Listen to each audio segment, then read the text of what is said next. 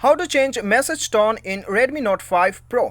तो दोस्तों आज की इस वीडियो में मैं आपको बताऊंगा कैसे आप अपनी Redmi Note 5 Pro में मैसेज टोन को कैसे आप बदल सकते हो। ठीक है, बहुत ही सिंपल सा तरीका है, आपको वीडियो को अंत तक देखना है ताकि आप भी अपना मैसेज टोन को बदल पाओ। तो दोस्तों सिंपल है, आपको जाना है सेटिंग्स पे।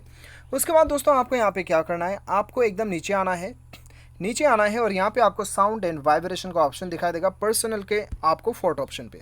उसके ऊपर आपको क्लिक करना है और यहाँ पे आप देख सकते हो मैसेज रिसीव्ड, बिल्कुल फ़ोन रिंगटोन के नीचे है, यहाँ पे आपको क्लिक करना है।